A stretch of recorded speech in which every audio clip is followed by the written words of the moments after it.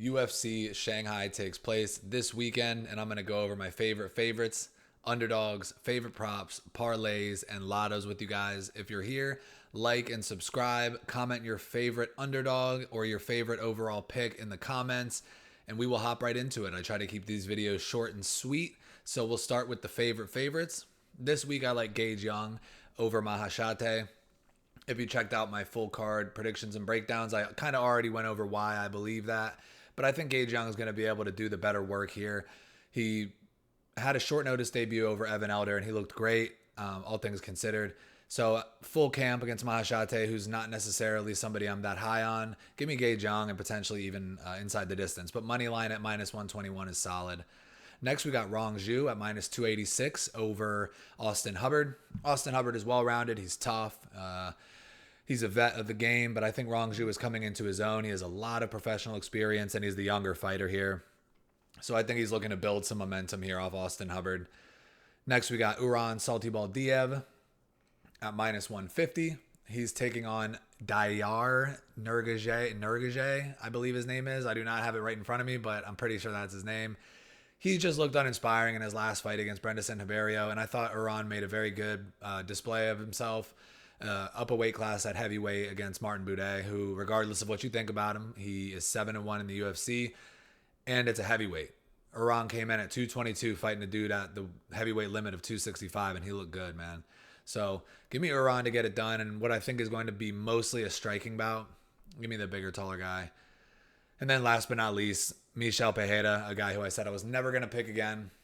And here I am picking him. It's a short notice replacement. It was supposed to be Marco Tulio, who 100% would have been the pick, but he's now taking a short notice Kyle Dawkins. I think Kyle Dawkins is decent. He's well-rounded, but is he UFC level? Maybe he could beat some of the back-end guys, but I think the early onslaught from Michel Pereira is going to be too much to deal with. Those are my favorite favorites: Gage Young, Rong Zhu, Uran Saltibaldiev, and Michel Pereira.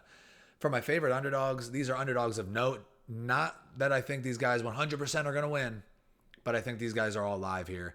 I like Charles Johnson at plus 180 against the new up-and-comer. Very solid prospect in Loney Kavanaugh. Charles Johnson has the best cardio in the division. He could drop round one, but I'm thinking he's going to take rounds 2 and round 3 and win it on the scorecards 29-28. Give me Charles Johnson at plus 180. And then I got a surging Waldo Cortez Acosta at plus 185.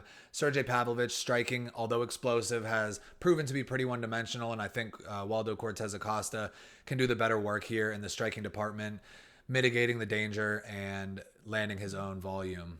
I think he could also potentially work wrestling in if necessary, but I think this is going to be primarily a standing fight, and if you bet on Waldo Cortez Acosta, I know you're going to be scared, at least for that first round. And then next we got Brian Ortega. He's a plus 210. This is a 5-round co-main, if I'm not mistaken. And Aljamain Sterling could easily go out there, do the better work, stay safe from the submission threat, and just control his way to a decision. But I think Brian Ortega is going to be tricky, and I feel that he might be able to scramble. He's a 145er, you know. Aljamain Sterling hasn't fought someone of this size with this type of grappling prowess. Brian Ortega is live here to win. Do I think he gets it done? He's probably my least confident out of all 3 of these dogs. But at plus 210, I'll take Brian Ortega all day. Yeah, those are the dogs, baby. Dogs are barking. They might be barking. They might not. We'll see what happens. Next, we got our favorite props. I'm going to have to go Pereira by knockout at plus 150. I think he's going to get it out of there in the first round. Kyle Dawkins he's tough, but he can only take so much on the chin, and Pereira packs a pretty powerful punch in the first round. So give me Pereira by knockout at plus 150. Maybe sprinkle Pereira round 1 knockout. It'll probably be over plus 200. And then Pereira Dawkins fight to go the distance. No, minus 167. I feel like there's some serious value there for a fight that I think is going to potentially end in the first round. And if Pereira completely death gasses and looks like he did against Abus Magomedov, Dawkins could find a sub of his own. So fight to go the distance no here at minus 167 seems like a discount to me. I actually think that's a pretty solid parlay piece. Cortez Acosta, Pavlovich, over 1.5, minus 150. It seems like everybody's going to be thinking this fight ends in the first round, and I can see us getting lulled deep into the second, potentially into the third round, and maybe even seeing the scorecards on this fight. So give me over 1.5 at minus 150. Cortez Acosta mitigating damage and making it more of a tactical striking bout. And then I have Su Young Yu by decision at plus 148, just based off of his ability to control on the ground. I think Long Zhao is a live underdog. I was just less confident in him than the others, or I saw less path to victory. I don't know. I want to pick Long Zhao, but I can just see Su Young Yu controlling his way to a decision. He could potentially get a ground and pound finish or a submission, but decision seems like the most likely method here. So at plus money, plus 148 for a Su Young Yu decision, I kind of like that. He's also a pretty close money line as well. So if you're confident in Su Young Yu, just lay down on the money line at minus 120 or minus 140, something around there. But he could end up looking like a minus 300 here. So we'll see what happens.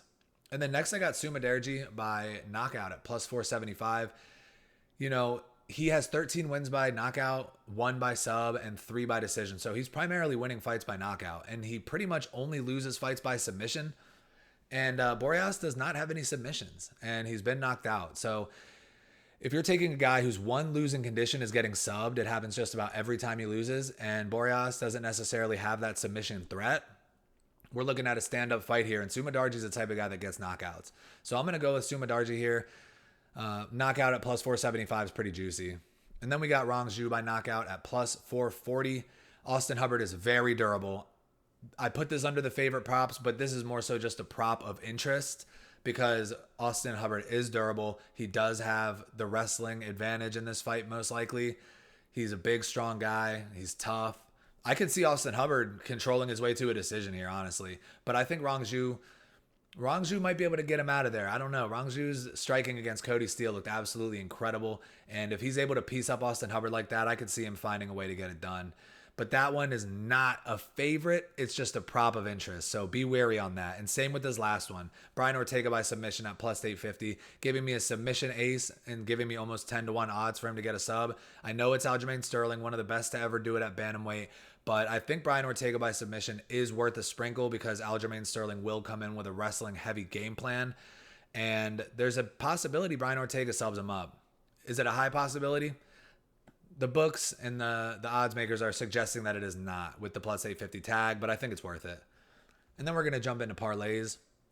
We got Gage Young and Rong Zhu, plus 139, 2 guys from the favorites. And then the second parlay, Pereira, Salty Baldiev, plus 127.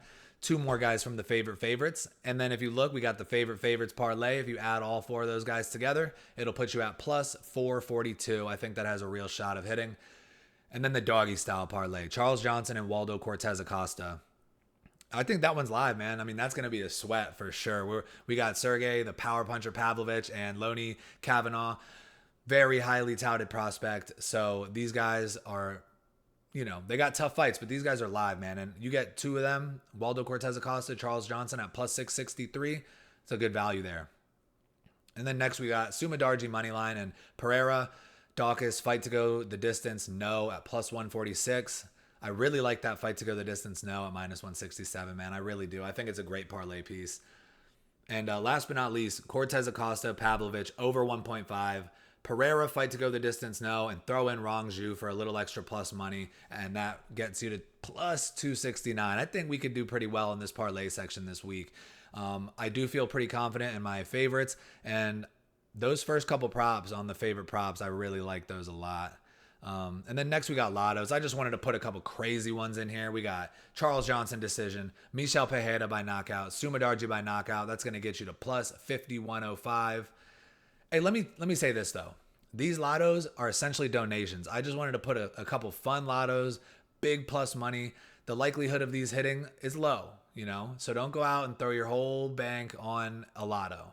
This is like a sprinkle, like a $5, $10 type of thing, unless you're some big money better.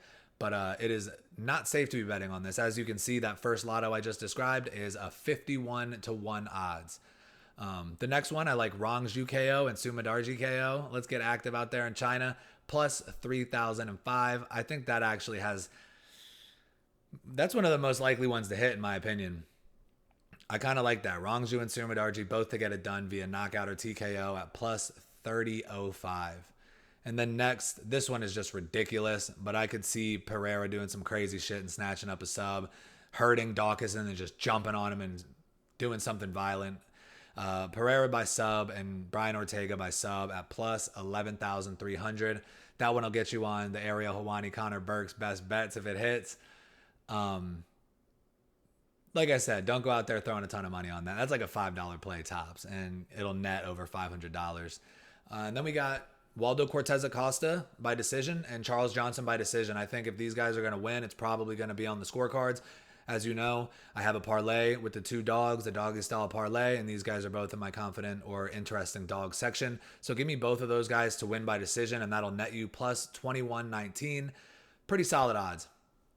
And I think if they're going to win, that's going to be how they get it done. So I just wanted to put some picks, some thoughts, how I'm feeling about this card. This is a 3 a.m. in the morning card if you're on the East Coast. So for me, it's not my favorite from a betting standpoint. I just wanted to put out where my head's at and the favorites I like. A couple props I really like. The parlay section I think is solid. But like I said, be careful with the lottos. Always do your own research. And of course, bet responsibly.